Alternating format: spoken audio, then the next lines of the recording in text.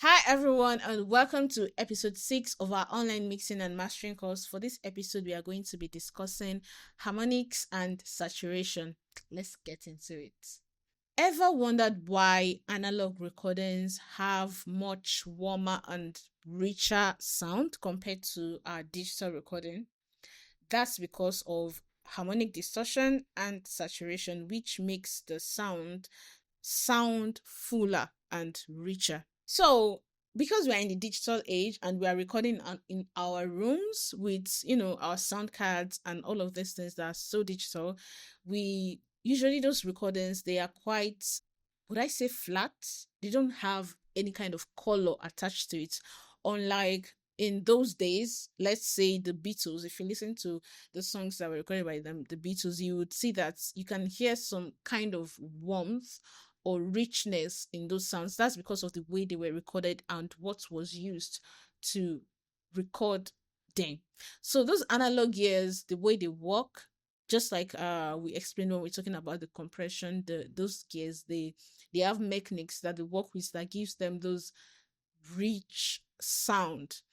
And now in these digital days, there are certain plugins that have been modeled after those gears to give us those needed warmth, tone, timbre that we need in our own digital recording. So what essentially is harmonics? Harmonics are frequencies that exist outside of the original or primary frequency that you're playing.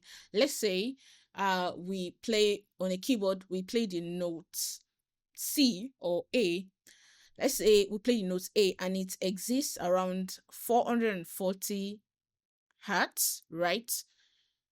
Harmonics would be other frequencies that the A still resonates through, like 880, 140, etc. like that. So, and then we have harmonics and then we have overtones. So, all harmonics are overtones, while all overtones are not harmonics. So, basically, harmonics are overtones that are in even multiples of the original frequency. Let me give an example for that. So, let's say we press C on our keyboard and it's on 440 hertz. Harmonics would be 880 hertz or 880 multiplied by 2, whatever that is, multiples like that, even multiples of a particular frequency. That's what harmonics are. But then overtones are those odd ones, like those ones that are not even odd numbers now, that exist. Every other frequency outside of the primary frequency is an overtone, but then the harmonics are the even ones. I hope you get that, honestly. So that's the difference between harmonics and then overtones. So now that we understand what harmonics and overtones are, then what is saturation? Saturation is a form of soft clipping, right? Is a form of soft distortion that happens to a sound. This soft clipping introduces those harmonics, which makes the sound feel and sound fuller, warmer. It gives the sound some kind of tone or timbre or character, depth, color, whatever it is that you would like, whatever word you want to use for that. It just adds something to the sound that makes it much more richer than it is. So that is what saturation is. And another reason why saturation is important, apart from all of these things that we mentioned, is the fact that it gives us this perceived loudness, makes things appear to be louder than they are when he adds all of these soft clippings and stuff to our sound. And then now that we've mentioned saturation, we have to speak on distortion. Distortion is also a form of saturation, but it is harsh and unwanted. For example, let's say we were recording a sound right now and we set our gain on our microphone too loud, and then it starts clipping, like, and now it's not the soft clipping like that saturation brings. It's probably basically cutting off certain parts of the word and it's just so harsh. That is distortion. So basically saturation is like a soft warming up and soft distortion, while distortion is just, distorted. It's too harsh. And when we are applying saturation or introducing harmonics, we want to ensure that it is soft, it is subtle, and it makes our sound better than it was, right? Although there are other purposes of saturation or distortion, like when you are purposely trying to distort a sound, like with intention, right? You are trying to make it sound different. We are going to do all of that. So depending on what we want, we can add different types of different amount of saturation. We can add small saturation, low amounts to get that subtle warmth, and we can add like medium to get that presence, and we can add like a lot of saturation to give us distortion, harshness, like just breaking the sound. Also, we have different types of saturation. We have tape, tube, transistor, just like the compressors, right? So these different types of saturation gives different or slightly different kind of character or sound to our audio. So tube saturators, for example, gives us some level of smoothness and warmth, while tape saturation gives us some kind of softness in the highs, the high end, and then some kind of compressed signal. And then the transistor saturation is quite transparent and gives you this kind of blue for your mix, and also boosts the mid range. So those are the different kinds of types of saturators that we have, and let's get into Ableton to see how they work. We are going to be making use of Ableton saturator anyways, but I'm going to mention a few saturators that you can check out later to see how they work and how they affect the mix and how they bring richness and warmth to the mix. So now let's get into Ableton. Okay, so we're doing Ableton now. Here's Ableton's saturator. Let's make use of this one and see what it gives our mix. Like I said, we have all these different types of saturators, and all of these plugins that we use, they are modeled after them, right? For example, the Soundtoys Radiator is modeled after a tube saturator, and it's one of my favorite plugins, my favorite saturation plugins. Also, Fab Filter Saturn 2 is a tube. It's a tube saturator as well, and it's really good. You should try them out. For tape saturation, we have them Waves J37, and then we also have Studer. I think UAD Studer is also but those ones are paid though. So, but that's tape saturation. For the transparent kind of saturation, if you try the Waves NLS1, I think this Waves has something, has a tape saturator that is really good that I've tried. So check out all of these things later on in the class or after the class. Just get familiar with those plugins. So for this, since we are maintaining our free or stock plugins, we are going to use Ableton Saturator and see how that sounds. So let's turn it off first and see how it sounds, and then we turn it back on. Right now we just have our EQ and compressor on. It's all like you to turn so blue. What made you turn a fool for love? Now let's turn the saturator on and see how it sounds. It's all like you to turn so blue.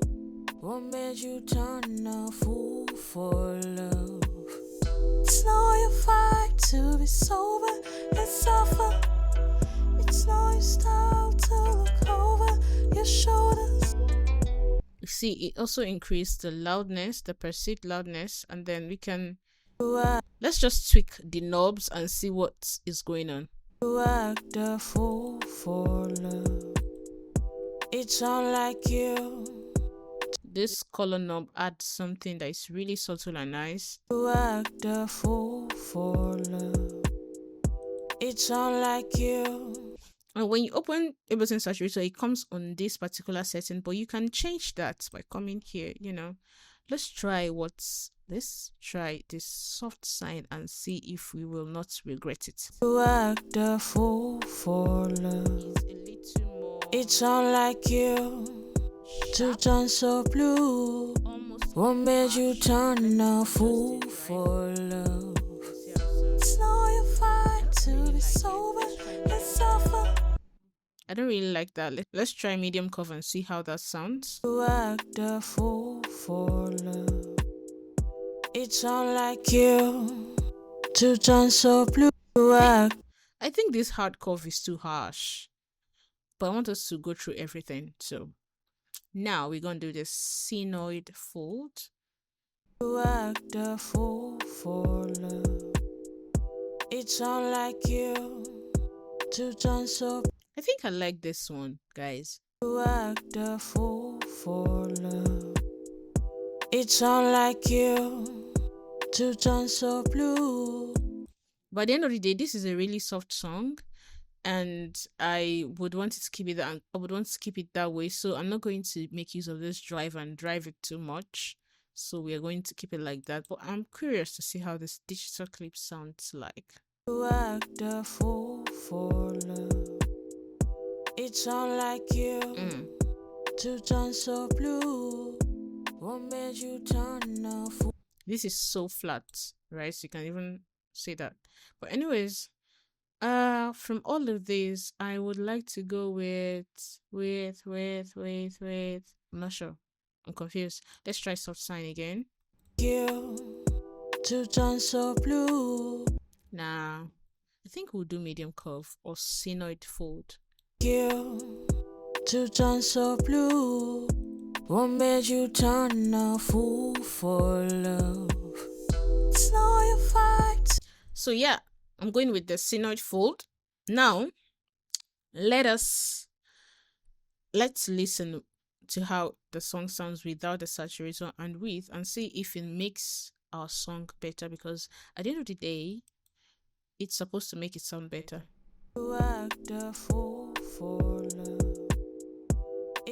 Right now it lacks excitement, so let's add the saturator. You act a fool for love. It's unlike you to turn so blue. What made you turn up? One artist I would advise you to listen to if you want to really understand how saturation works is Loj.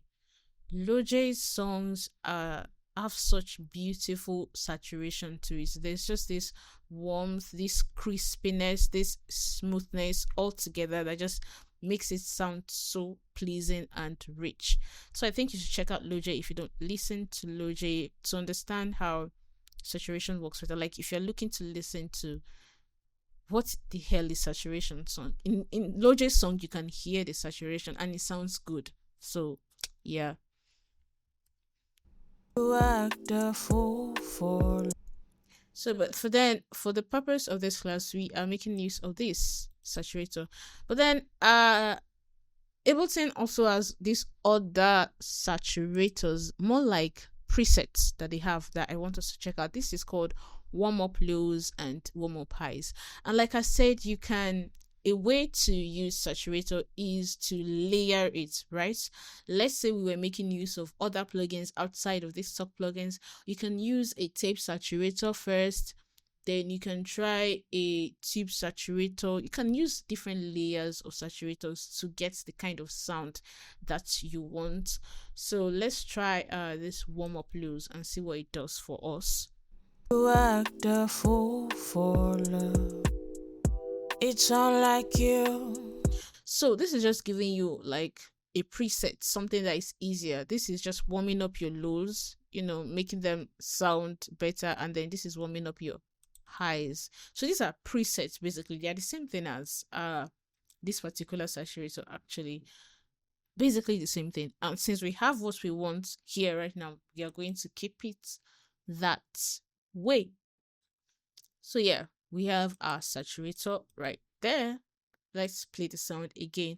Now is the time that you can turn off. Let's turn off everything we've added so far: EQ, compressor, and saturator, and see, is there a difference? Have we been just wasting our time?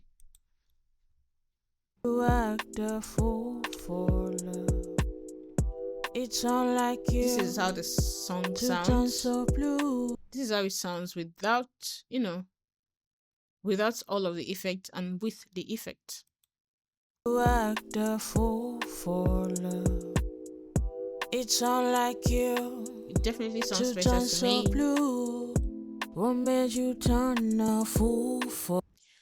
Mixing doesn't have to be a lot of harsh steps. It could be a lot of, small steps that makes a big difference. So a little bit of equalization, a little bit of compressor, a little bit of saturator, and it can make something that sounds really good, right? So another thing that you need to understand, that you need to try out is parallel saturation. Like we explained parallel compression before, is mixing your unsaturated signal with your saturated signal. So you can try that by doing it the same way we did the compressor. I'm not going to go into it, but that's just another way of using a saturator.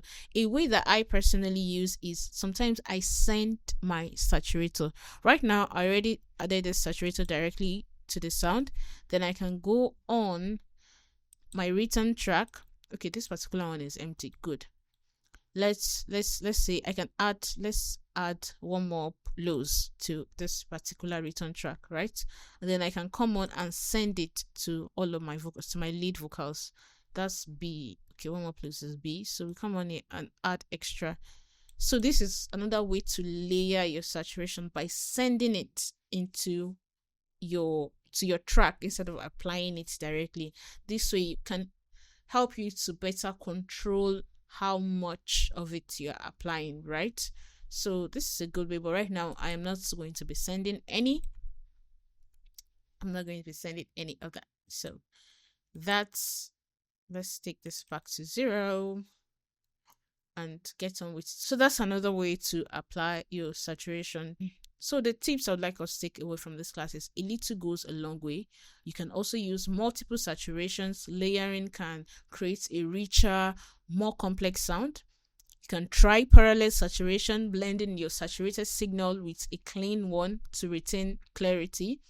And then you can use mix buses like the one I just sent. So that way it can help you glue together different sound, like the chorus, the verse. Just send it to the group that you have all of your tracks, all of your vocals in. And if you're mixing your stems for your beats too, you can use a particular kind of saturation on your drums, another kind of saturation on your guitars, another kind of saturation on your piano if you have multiple keyboards playing.